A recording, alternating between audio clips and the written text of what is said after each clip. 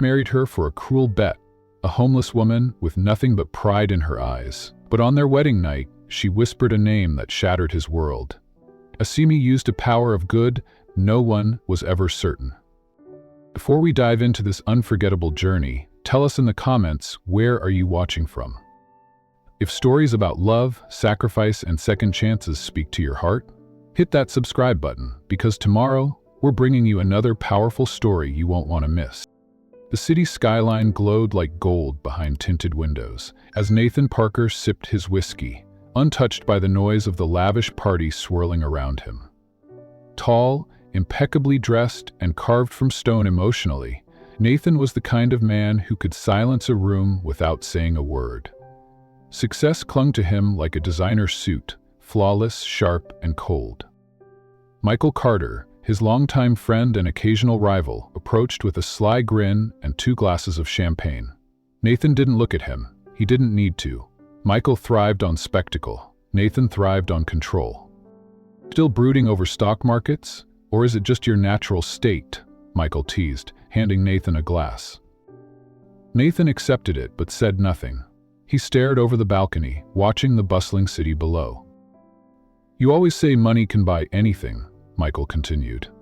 But I bet you it can't buy love, or class for that matter. Nathan's eyes narrowed slightly, not amused. Michael pointed down toward the street. Beneath the glow of a flickering street lamp sat a barefoot woman, wrapped in a thin coat, hunched over a piece of cardboard. She was dirty, yes, but there was something about her posture. She didn't beg like the others. She simply sat, as if daring the world to look away. First, her, Michael said. Turn her into a lady. Marry her. Keep up the charade for 3 months. I'll wire you $2 million.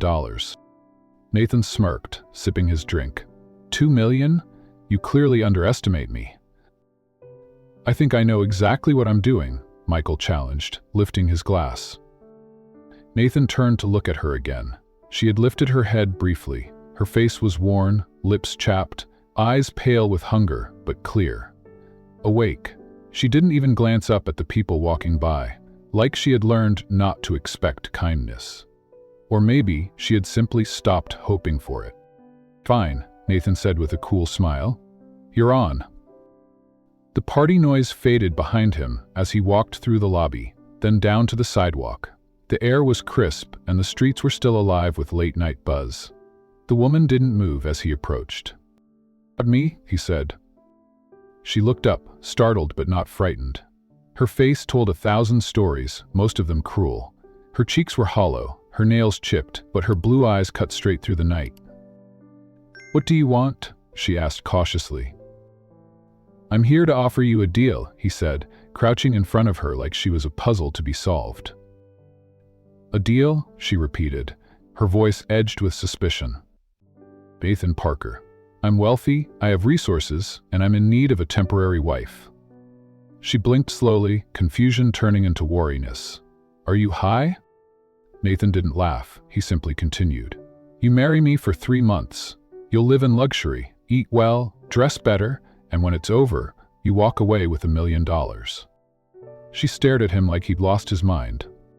Emily Clark had heard some strange things on the streets, but this wasn't strange. It was insulting. She set down her cardboard sign and stood up slowly, her spine straightening even as her knees trembled from exhaustion. Let me guess, she said, her voice bitter. Some kind of twisted reality show?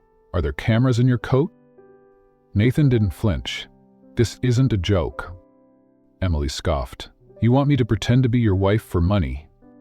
$1 million, he repeated, as if it were pocket change. You think you can buy a person like that?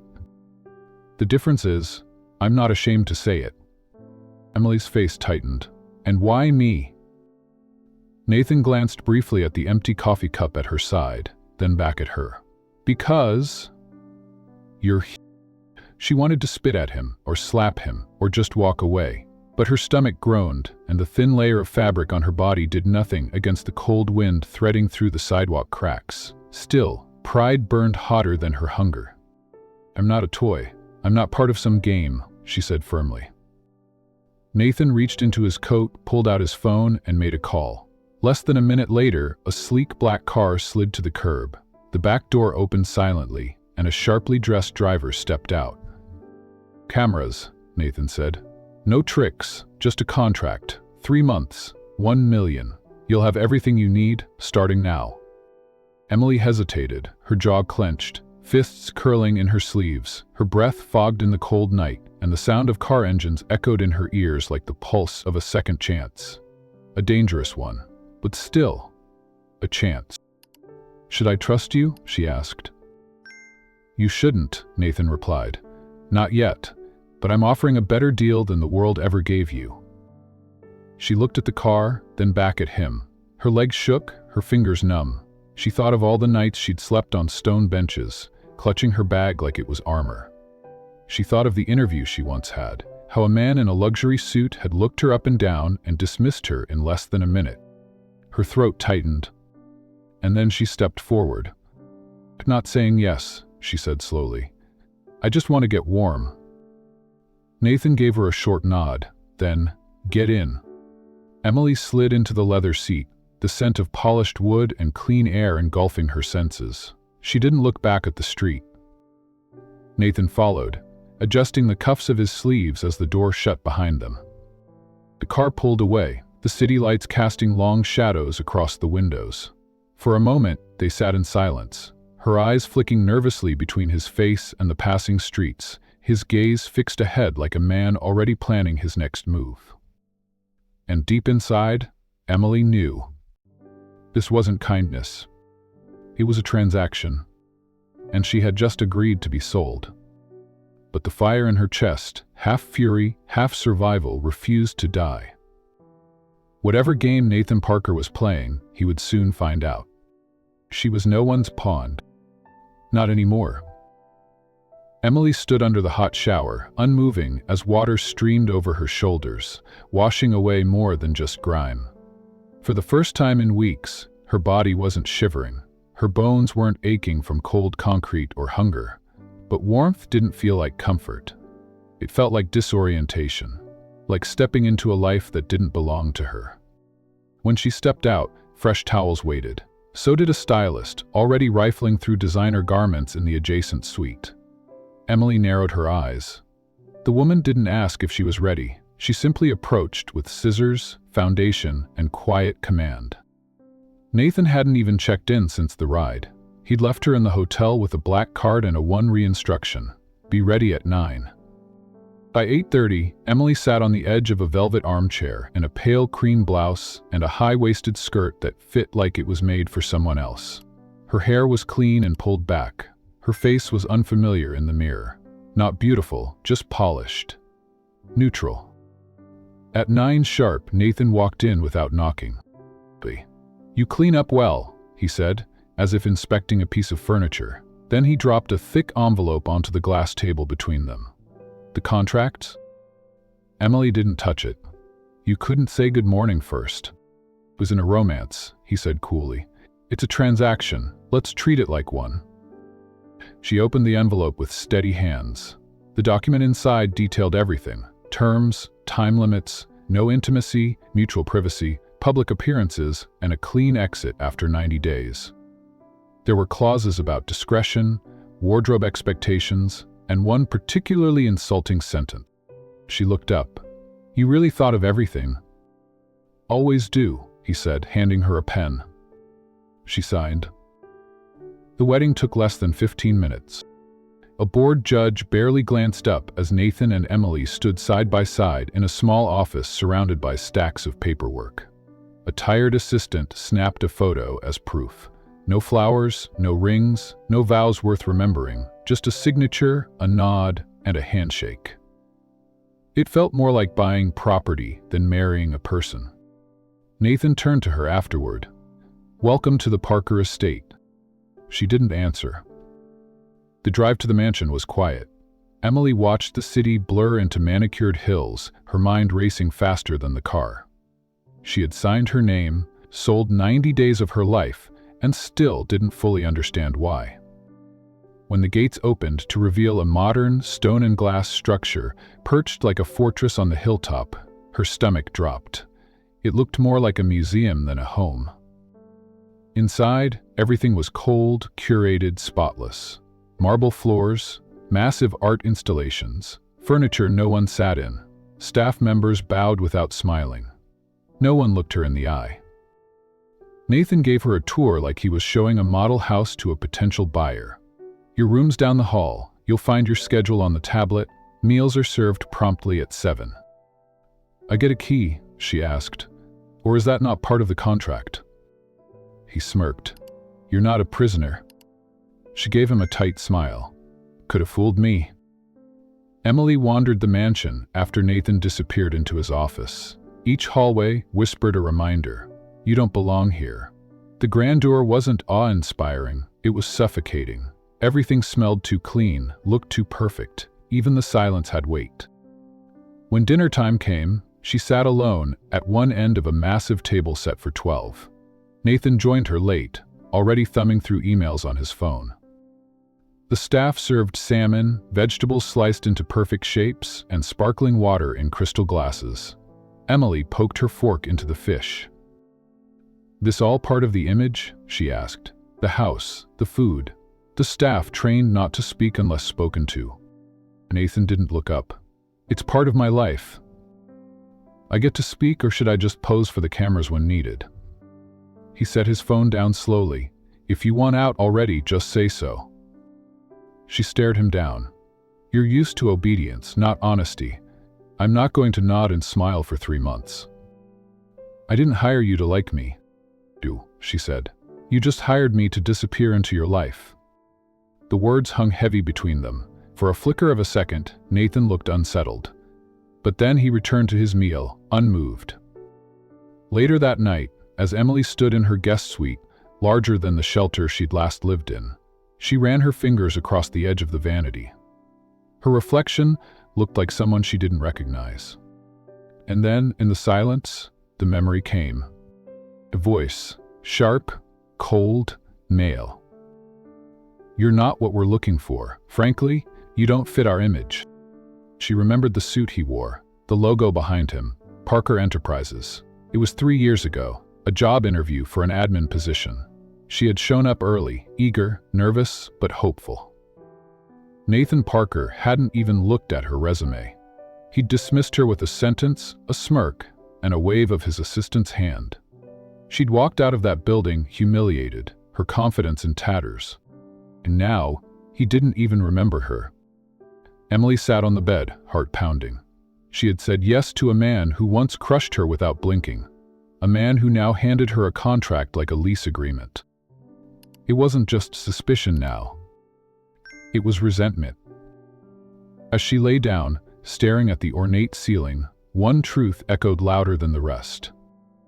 She wasn't just here for the money anymore. She was here because something in her needed to remember how it felt to fight back. This time, she wouldn't walk away quietly. Emily stood still as the team of stylists circled around her, measuring her with quiet efficiency. The grand dressing room of the mansion smelled faintly of roses and expensive fabric softener. She shifted uncomfortably in her chair as hands moved through her hair, tugging and twisting with precision. Nathan watched silently from the doorway, arms crossed, expression unreadable. Posture, a voice chirped. Back straight, chin up. You're a lady now, remember?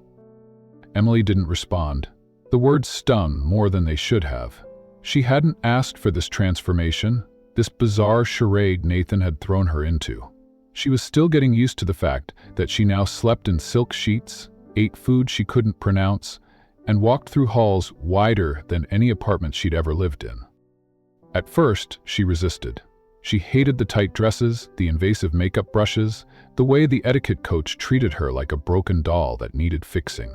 She pushed back, argued, even refused to attend the afternoon lessons. But every time she saw the contract, neatly printed, signed in her own hand, she remembered. This was a deal. 3 months, $1 million, and freedom. Then slowly, something shifted. By the end of the second week, Emily's shoulders were less tense when she walked into the dressing room. She memorized the place settings on a formal dining table without flinching. Her back no longer ached from posture drills, and though she didn't smile often, There was a silent pride that grew each day she nailed a lesson or outwitted her etiquette tutor with sarcasm wrapped in flawless diction. One afternoon, Nathan walked in during a speech rehearsal. She was practicing introductions for an upcoming business dinner, standing in front of a mirror, her voice firm but elegant. "Mrs. Parker," the etiquette coach corrected, "not Miss." Emily turned toward the door and saw Nathan watching her again. This time, something flickered in his eyes. Not judgment, not cold amusement, but interest.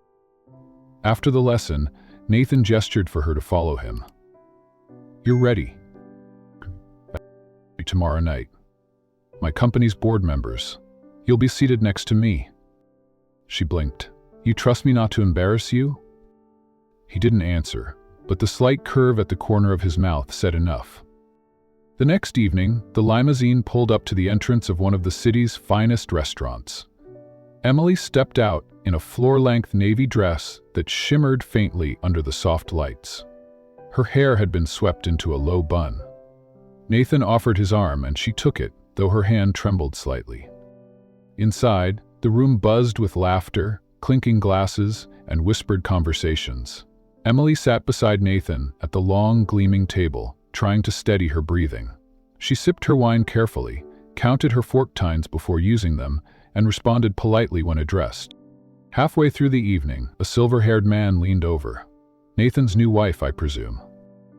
Emily turned to him, offering a poised smile. "Yes, Emily Parker. And you are—" "Charles Ashford," he said, impressed. "You handle yourself well." Nathan turned slightly toward her, his gaze lingering longer than usual. "Told you she's extraordinary," he said. Later, in the car ride home, Nathan glanced at her. "You did better than I expected." Emily stared out the window. "So I passed?" His voice was low, with distinction. They didn't speak the rest of the way, but the silence wasn't hostile. It was charged with something else: confusion, curiosity, even respect. Over the following days, Nathan became quieter but more present. He began asking her opinions about art pieces, paused longer in their conversations, and even laughed genuinely when she sarcastically critiqued his stiff necktie. Emily noticed the difference. Not just in him, but in herself. She was becoming sharper, stronger, and somewhere between posture drills and charity galas, she had stopped thinking of herself as broken. But she hadn't forgotten the truth.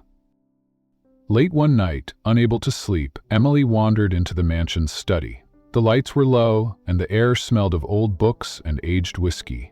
She walked toward Nathan's desk, curious, cautious. It was cluttered with documents, contracts, letters, and something that made her pulse. An email thread. She leaned in. Subject: the bet. "Michael, so, has she agreed?" Nathan: "Yes. It's only a matter of time before I win." Emily's breath caught in her throat. The words blurred before her eyes. She stared at the screen, her body frozen, her mind spinning. So it was true. All of it. The strange proposal, the luxury, the She wasn't a wife. She was a bet. Her hands trembled as she backed away from the desk, trying not to knock anything over. She needed air, needed to get away before she screamed. Just then, a soft noise behind her. She spun around to see Nathan standing in the doorway, his expression unreadable. "What are you doing in here?" His voice was calm but firm. Emily didn't answer. She couldn't. All she could see were the words on that screen, the quiet confirmation that every step of this journey had been a lie. "I said, what are you doing in here?" Her voice cracked. "Was it all just a game to you?" Nathan stepped forward. "Emily, don't lie. I saw the emails." She lifted her chin, eyes burning. "It was real, wasn't it? The bet?" He hesitated. And in that silence, Emily got her answer. Her voice dropped. "I trusted you, even if just a little." Nathan took another step forward, his expression tense. "It wasn't supposed to be like this." "Don't," she snapped. "Don't pretend there was anything real about this, about me." Emily turned and left the room, her footsteps sharp against the marble floor. She didn't stop until she reached her bedroom, slammed the door shut, and collapsed onto the bed, clutching a pillow as her shoulders shook with quiet, angry sobs. In that moment, the weight of it all crashed down on her. She had walked out of the streets, into a mansion, worn dresses she never dreamed of, and faced people who looked down on her. She had changed, evolved, fought to reclaim her dignity. And yet, to him, she was still just a challenge, a pawn in a game he thought he could control. Emily stared at the ceiling, her eyes burning. One thing was now clear. This deal had never been about marriage. It had always been about power. Emily's hands trembled as she held the printed emails in her lap. The dim light of Nathan's office cast long shadows across the cold, polished floor, but the words in front of her were burned into her memory. She didn't need to read them again. They were clear, cruel, and undeniable.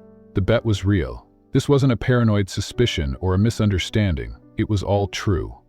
She wasn't his wife, she was his wager. She stood still for a long time before the door creaked open and Nathan stepped inside. He froze when he saw her, his usual mask of control slipping for a fraction of a second. Emily lifted the pages, her voice trembling. "Is this why you picked me? A game between you and your friend?" Nathan took a step forward. "Emily, listen." "Answer me," she shouted, her voice cracking. He exhaled slowly, running a hand through his hair. "It started that way, yes, but it's not like that anymore." Emily stared at him, her breath coming faster.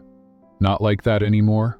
You bought me off the street, dressed me up, paraded me around, and what? Somewhere along the way, you caught feelings, so now that makes it okay?" "I didn't plan this," he said quietly. "But I've changed. You've changed me." Her heart ached with fury. "Do you even hear yourself? You used me, Nathan, just like you did the last time we met. You don't even remember, do you? That job interview, years ago, when you looked me in the eyes and told me I was worthless." Nathan blinked, visibly shaken. "That was you." Tears blurred her vision.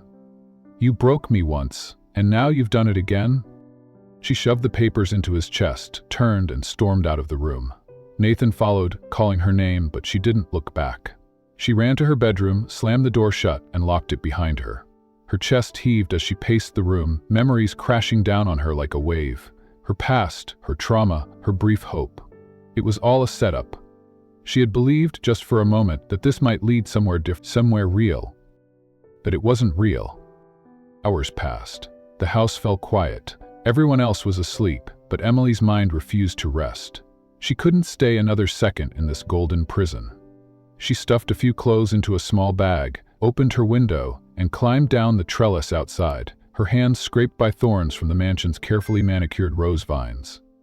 The night air was bitterly cold, and her breath fogged with every step as she fled the estate. She didn't know where she was going, only that she had to leave. She could not be anyone's pawn again, not even Nathan Parker's. The streets were nearly empty. She walked for hours, aimless and shivering. Her thin jacket offered little protection, and her shoes were soaked through from the wet pavement. As the first light of dawn stretched across the sky, her body gave out. She stumbled into a quiet park, her vision blurry, her limbs trembling. A wooden bench near a patch of trees caught her eye. She collapsed onto it, curling in on herself, her head resting on her arm. Sleep claimed her. Back at the mansion, Nathan awoke to silence. He didn't immediately notice anything wrong until one of the staff informed him that Emily hadn't been seen since the previous evening. His heart stilled. "What do you mean she's not here?" he asked. "She never came down for breakfast," the housekeeper said gently, "and her bed hasn't been slept in." Nathan's gut twisted. He sprinted up the stairs, throwing open her bedroom door. The window was wide open. A few petals from the rose trellis lay scattered on the carpet. "He's gone?" he whispered, panic flooding through him. She ran. Without a second thought, he grabbed his coat and keys and raced outside. Every instinct in his body screamed at him to find her. This wasn't about the bet anymore. It hadn't been for a long time. Emily wasn't just a project or a challenge. She mattered. She mattered more than he had ever imagined anything could. And now she was out there, alone. He searched everywhere, through winding streets, under bridges, in alleys and parks. He asked passers-by, showed her picture to drivers, stopped at every street corner, hoping for a glimpse. Hours passed, and fear built with each one.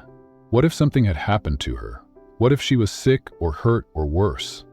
Finally, as the sun reached its peak, he turned down a quiet lane and saw her. Emily, huddled on a bench in the city park, her skin pale, her body curled tightly. He raced to her side. "Emily," he cried, falling to his knees. Her eyes fluttered open weakly. "Nathan," she whispered, barely audible. "I'm here, I've got you." He scooped her into his arms, shocked by how light she felt. She was burning with fever. She tried to push him away. "No, I don't want your help." He held her tighter. "You don't have to want it. I'm not letting you die out here." She didn't resist after that. At the hospital, Nathan never left her side. He stayed in the waiting room during her treatment, pacing the floor, running a hand through his hair over and over. The doctors confirmed she was dehydrated, exhausted, and fighting a high fever brought on by exposure. They admitted her immediately. Nathan sat beside her bed for hours, watching her sleep, remembering the way she had smiled at that business dinner, the way she had challenged him with her eyes every time he tried to control her. She wasn't fragile. She was fire and grit. And he had broken her anyway. He reached for her hand, holding it gently between his own. "I'm so sorry," he murmured. "You were right about me. I didn't deserve your trust. But I'm going to earn it back, even if it takes the rest of my life." Emily stirred slightly, but didn't wake. The guilt gnawed at him, but he didn't run. For the first time in his life, Nathan Parker chose to stay and face what he had done. Emily's eyes opened slowly, greeted by the pale white ceiling and the low hum of machines beside her. The sterile smell of antiseptic filled her nose. She blinked once, twice, and tried to sit up, but the dull ache in her head held her down. Beside her, slouched in an uncomfortable chair with a wrinkled suit and tired eyes, was Nathan. For a moment, she thought she was dreaming. The last thing she remembered was the park bench, the cold, and the betrayal that had cracked her heart open like glass. He stirred. "Emily?" She turned her head toward him, her voice dry. "What are you doing here?" His expression softened, waiting, watching, hoping. Emily swallowed hard. "You don't get to hope, not after what you did." Lowering his head. "But I'm here anyway." A long silence stretched between them. Machines beeped, the clock ticked, rain tapped gently at the window. "I never meant to hurt you like this," he said. "When I started this, bet I was someone else, someone who thought emotions were weaknesses and people were just pawns. But you," he looked directly at her, "you weren't supposed to matter." She turned away. "But I did." Nathan's voice broke. "Yes, you did. And I didn't realize it until I thought I'd lost you." Emily stayed silent, her heart a battlefield of fury and longing. He stood. "I know I can't erase what I did, but I need you to know something." He reached into his coat pocket and pulled out a letter. He set it gently on the bedside table. "Read it when you're ready." Then he left the room, giving her the space she needed. 2 days later, Nathan returned to the hospital to bring her home. She didn't fight him. She didn't speak either. But she came. He didn't take her back to the grand mansion immediately. Instead, the car turned down a smaller road behind the estate. They stopped in front of a modest, ivy-covered cottage surrounded by tall trees and scattered wildflowers. Voice, as though reading her mind. "Come see." He opened the door for her. Inside was something she never expected. Light poured in through wide windows, warming the polished hardwood floor. In one corner stood several easels, canvases stacked neatly against the walls. A shelf full of brushes, paints, and sketch pads curved along the side. It smelled of wood, turpentine, and something familiar. "Studio," she whispered, stunned. "You said, once you loved painting," Nathan said gently behind her. "You told me that when you draw, you feel free. So, I made you a place to be free." She stepped inside slowly, fingers trailing along the edge of a fresh canvas. "This is yours, Emily. No contracts, no conditions, No bets, just a space for you to be you. Tears pricked the corners of her eyes, but she didn't let them fall. Why are you doing this? Because you deserve something real. Because I never gave you anything that wasn't tainted. Until now. He didn't follow her in. He let her have the room, the moment, the air. Emily stood still for a long time, surrounded by the quiet hum of possibility. That night, while unpacking the few clothes and items she'd brought from the hospital, Emily noticed the letter Nathan had left on her hospital table. She had tucked it in her bag but hadn't yet read it. Her hands trembled slightly as she opened it and sat by the window overlooking the studio. The letter was handwritten. Emily, by the time you read this, I don't know where we'll stand. Maybe you'll hate me. Maybe you should. There's no excuse for what I did, only an explanation for how I became someone capable of it. I grew up in a house where feelings were weaknesses. My father taught me that love was a liability and that power was the only thing worth chasing. I believed him. I buried everything soft in me and replaced it with armor. And you came into my life.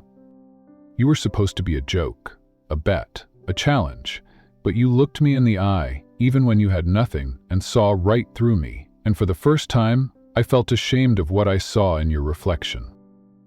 I've destroyed the contract. I've severed ties with Michael. I've pulled out of every business deal that didn't align with who I want to become. And I'm trying. Not for you, but because of you. Whether or not you can ever trust me again, please know this. I love you. Not because I turned you into someone else, but because you stayed yourself. Forever flawed. Nathan. Emily closed the letter with shaking hands. In the silence that followed, she looked around the room and felt something stir within her. Not forgiveness, not yet, but the faintest flicker of possibility. She stepped outside and crossed the stone path toward the studio. Inside, she opened a fresh sketchbook and sat at the easel. As her pencil touched the paper, lines emerged, soft, curved, unfinished, but real. She drew the cottage, the trees, and then, without thinking, she drew Nathan's silhouette standing at a distance, arms down, waiting. She didn't know what would come next. Her heart still bore the bruise of betrayal. But trust, like art, was a process. Stroke by stroke, it could be rebuilt. She put down the pencil and stared out the window. Outside, Nathan stood at the edge of the path, watching. He didn't move toward her. He waited. And that, she realized, was the first step that mattered. The shelter's front gate creaked open as Nathan and Emily arrived early that morning, a heavy box of donations balanced between them. The air was crisp, filled with the faint scent of fresh bread from the bakery down the street. Volunteers buzzed in and out of the kitchen, and children laughed in the background, chasing each other across the uneven pavement. Nathan, once so stiff in expensive suits, and even stiffer in emotion, wore a simple gray sweater. His hands were calloused now, earned from weeks of unloading supplies, building shelves, and working quietly behind the scenes. Emily had watched the change unfold day by day. It wasn't just appearances, it was something deeper. Still, her heart tripped cautiously.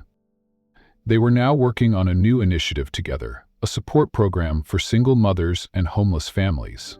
It had been Emily's idea, inspired by her own past, and Nathan had thrown himself into the planning with surprising conviction.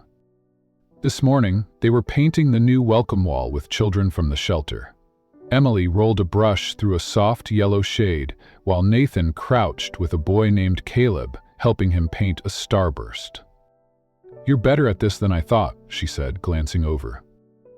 Nathan smirked. "I've had a good teacher." A silence fell between them, not uncomfortable, but charged.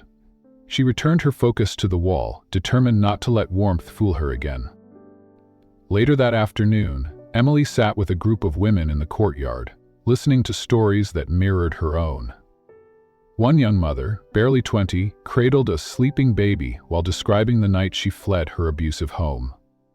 Another spoke of losing her job, then her apartment, then her dignity. Emily reached out gently.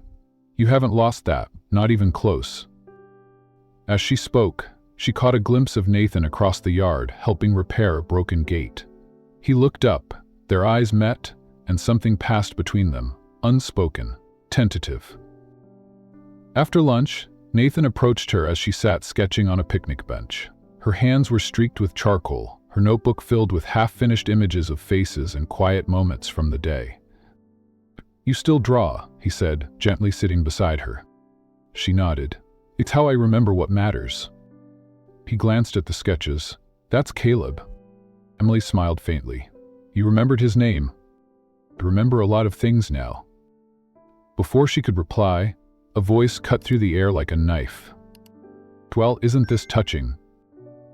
"Michael." Emily's stomach tightened. He sauntered into the courtyard with the smugness of a man who believed he owned every room he entered. Dressed in sharp designer wear, he looked so out of place here, like poison in sunlight. Nathan stood immediately. "What are you doing here?" "Checking in on my favorite experiment," Michael said. His eyes slid toward Emily. "You've cleaned up well, darling. I'd say you're almost worth the investment." Emily stood slowly. "Get out." Michael chuckled. "So fiery. Has he told you yet?" "The bet was never just about the makeover. It was about breaking you. Seeing if a man like him could turn someone like you into his own creation." Nathan stepped forward, his clenched. "That bet ended. I gave the money back. You have no place here." Michael waved a hand. "Relax. I'm just here to remind her who you really are." Emily's voice trembled, but her words were clear. "I already know." Michael raised an eyebrow. "Do you?" Nathan pulled a thick envelope from his jacket and handed it to her. "I was going to show you this tonight, but maybe now is the time." Emily took it, her fingers tight on the paper. She opened it slowly. Inside were copies of the wire transfer, refunding Michael's money, notarized papers nullifying the original bet, and a letter of donation to the women's shelter in her name. Every dollar redirected to the people who had once. Her breath caught in her throat. Michael glanced at the documents and sneered. "So you're really giving up your throne to play charity prince now?" Nathan didn't flinch. "I'm not playing anything. This is who I choose to be." "You'll regret it," Michael muttered, turning and walking away without another word. Silence followed him like a cold wind. Emily stared at the envelope in her hands for a long time. Nathan didn't speak, he just waited. Finally, she asked, "Why?" His voice was steady. "Because I knew the moment I saw you collapse on that bench, it was never a game. Not to me, not anymore." She looked away, her emotions a whirlpool. "You broke me." "Note," he said quietly. "And I'll spend the rest of my life trying to earn back your trust. If you'll let me." They returned to work that afternoon, the heaviness between them shifting into something more fragile, more honest. For the first time, when their hands brushed, she didn't pull away. In the following days, Emily found herself watching Nathan more than she meant to. He was quieter now, softer. When a young boy threw a tantrum and tore apart a box of donated toys, Nathan sat on the floor with him, letting the storm pass before gently picking up each piece together. That night, they shared tea on the back porch of the mansion. The city skyline glittered in the distance. Emily wrapped her hands around her mug, unsure how to start. "You donated the money," she said at last, "without telling me." "I didn't want credit. I wanted to make it right." She turned to face him. "You can't erase what you did. You can change what you become." He met her gaze. "That's what I'm trying to do." She didn't answer right away. Then she nodded once, just enough to let him breathe. In the days that followed, Emily saw the community center come alive. The mural was finished. Children's laughter echoed through the halls. Women found jobs, housing, a sense of safety. And in the heart of it all was Nathan, not the man she had once feared, but the man who had begun to listen. Trust, she realized, wasn't rebuilt in grand gestures. It lived in the quiet moments when someone shows up again and again without asking for applause. And Nathan kept showing up. The mountain village was quiet, tucked between snow-tipped hills and thick pine woods. Nathan and Emily stepped out of the car onto a dirt road where the cabin stood alone, surrounded by nature. No staff, no technology, no pretense, just solitude. Nathan opened the door and gestured for Emily to go inside. The place was modest but warm. A stone fireplace, wooden furniture, the faint smell of cedar, and a small kitchen gave it a charm Emily hadn't expected. She looked around, almost disoriented. After months of luxury and tension, this simplicity felt foreign. Nathan set their bags down and lit the fireplace. He didn't try to talk much. Instead, he busied himself preparing dinner with his own hands, something she'd never seen him do. Grilled vegetables, boiled potatoes, and a simple broth. The food wasn't remarkable, but the gesture was. They sat at the wooden table in silence, only the crackling fire filling the space. Emily ate quietly, occasionally stealing glances at him, unsure of who this man was now. Each day in the village unfolded slowly. They woke to birdsong, cooked together, walked trails under golden trees, and spoke in soft tones. Sometimes they said nothing at all. The space between them, once filled with sharp edges, began to soften. On the fourth evening, they sat on the porch, wrapped in blankets, watching the stars emerge above the hills. "I used to think vulnerability was weakness," Nathan said, eyes fixed on the horizon. "But I was wrong." Emily turned to him but said nothing. "Maya died when I was 13. After that, no one taught me how to feel, only how to win." He paused. "Losing you, when you ran, it broke something in me." Her breath caught. She hadn't expected that. "I don't know how to undo what I've done," he said, voice rough. "But I can start by telling you this. I love you, not because of the bet, not because of the transformation. I love you because you're the first person who ever made me want to be a better man." Emily looked away, blinking fast. She wanted to believe him. She wanted to hold on to this moment and say it back. But memories of pain still lingered, of the contract, of the humiliation. "I need time," she whispered. He nodded. Back in the city, Nathan followed through with his promise. He met with his legal team and dissolved every remaining partnership with Michael. The contract that started the cruel game was shredded. The full winnings from the bet, every cent, were anonymously donated to women's shelters across the country. Emily found out only when she received a letter from one of the shelter directors, thanking the anonymous donor who helped fund beds for 30 women and their children. She sat with the letter, overwhelmed. That afternoon, Nathan invited her to the garden. He was waiting by the rose arch, holding a small wooden box. "I know I've said this before," he began, "but this time it's different." He opened the box. Inside was a delicate silver ring. No diamonds, no sparkle, just a sapphire stone, small but elegant. "I had this made the day we came back from the mountains," he said. "Not because I needed to fix something, because I wanted to begin something real." He got down on one knee, surrounded by rose petals falling gently in the wind. "This time, I'm not offering a deal, I'm offering my life. Will you marry me again, because you want to?" Emily looked down at him. Everything in her screamed caution, but her heart felt peace. "Very well," she said softly. Tears welled in Nathan's eyes as he slipped the ring on her finger. In the weeks that followed, they prepared for a quiet ceremony. No media, no photographers, no designer gowns. Just close friends and a handful of people they'd helped along the way. Women from the shelters, young artists from Emily's outreach program, and volunteers they had met through their community work. Emily designed her own dress, simple ivory silk with hand-stitched leaves trailing down the hem. Nathan wore a navy blue suit, no tie, just an open collar and honest eyes. On the morning of the wedding, Emily stood at the window of her studio, watching the garden fill with guests. The air buzzed with soft laughter and the scent of jasmine. She turned toward the canvas she'd been painting for weeks. A portrait not of Nathan alone or of herself, but of two figures standing at the edge of a path surrounded by wilderness, reaching toward it. It wasn't a masterpiece, but it was true. Nathan waited at the altar, nerves and joy clashing in his chest. When Emily walked down the garden aisle, hand in hand with one of the sheltered children, the crowd fell silent. She looked radiant, not because of her dress, but because of the fire in her eyes, the quiet pride in her stance, the story she carried in her bones. Their vows were simple. "I promise to see you not just the surface, but your soul," Nathan said.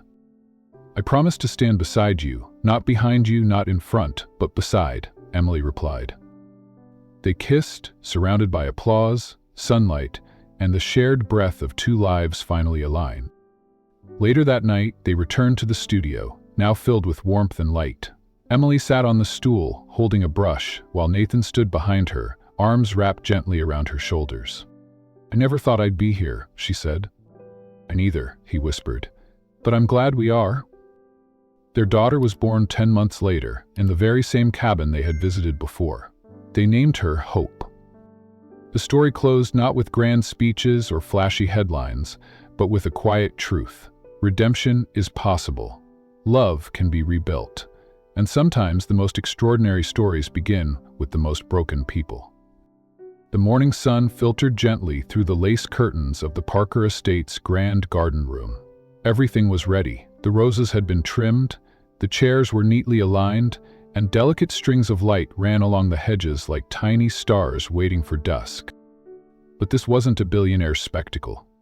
It wasn't a ceremony with paparazzi, gowns flown in from Paris, or an orchestra hired from Vienna. This was something different, something sacred. Emily stood before the mirror in a small room just off the garden, her reflection soft and glowing. Her gown was simple ivory silk, hand-stitched by the women from the shelter she'd helped reopen. A pale ribbon circled her waist. Her hair was pinned loosely, with a few wild curls framing her face. She took a deep breath. Not nerves, just awe. This wasn't just a wedding, it was a beginning she never thought she'd have. Outside, guests gathered, not investors or socialites, but friends who had seen her journey firsthand. The staff from the community center, volunteers from the youth outreach, girls from the youth outreach who now called her mentor. Every face in the crowd carried a story touched by her own. And then the music began. A soft acoustic guitar. Emily stepped into the aisle, barefoot, every step sure and unhurried. She walked not just toward a man, but toward a life she had helped reshape. Nathan waited at the arch, eyes fixed on her. He wore no tie, just a crisp white shirt, sleeves rolled, hair slightly windswept. But his face held something rare, vulnerability. When she reached him, they stood in silence for a moment. The world seemed to pause with them. Then the vows began. Nathan spoke first. "You were never meant to be part of a game," he said. "And yet, from the wreckage of that lie, you built something real. You taught me how to feel, how to listen, and how to live with purpose. I promise never to stop growing with you." Emily blinked back tears. Her voice was calm but resolute. "You were once the man who broke me," she said, and the crowd stirred. "But through your own breaking, you became someone new, not perfect, but honest. I promise to keep building this life with you, brick by brick, breath by breath." They exchanged simple gold rings. No diamonds, no flash, just a symbol of what had been forged through struggle. The kiss wasn't rushed, it wasn't delicate, it was deep, steady, a kiss from two people who had walked through fire and emerged not unscathed but alive. Applause rippled across the garden. There were no press cameras, no headlines, just people who understood what this union truly meant. The reception was filled with laughter. Kids played tag near the hedges. The chef from the local women's cooperative prepared the food. Volunteers strung up lanterns as the sky dimmed, casting a golden glow over the yard. Nathan and Emily sat side by side, not the power couple of a corporate empire, but two equals whose love had reshaped everything around them. That night, they returned to their home, not as strangers sharing a mansion, but as partners who had filled its empty halls with meaning. In the weeks that followed, the Parker Foundation launched. Emily became the heart of the operation, focusing on education for underserved girls, art therapy, and career programs for women in shelters. Nathan handled logistics and fundraising, but deferred to her leadership. He no longer needed the spotlight. He had found peace in being her support. One morning, Emily stood in the bathroom, hand clasped over her mouth, eyes locked on a pregnancy test. Positive. She stared at it for minutes, then slowly walked out to the kitchen where Nathan was making coffee. His eyes met hers, and without a word, he knew. Tears welled. He crossed the room and held her tightly, saying only, "Thank you." Months later, on a snowy January evening, their daughter Grace was born. The delivery was long, exhausting. Emily gritted through it with the same fire she brought to every battle, and when Grace was placed in her arms, she broke into quiet, breathless laughter. Nathan held them both, whispering, "This is the real beginning." The mansion transformed yet again. The once sterile halls became canvases for laughter and paint-splattered handprints. Toys scattered across velvet carpets. Music echoed from the art studio, where Emily taught kids from the shelter. Every Friday night, the dining room filled with neighbors, former students, and friends from the outreach programs. Dinners were potluck. Stories flowed as freely as the food. Grace grew in that warmth, crawling across wood floors, smearing paint on her face, falling asleep in Nathan's arms as he read her stories about kindness and courage. One afternoon, Nathan stood in the doorway of Emily's studio, holding Grace against his chest. She was humming to herself, half asleep.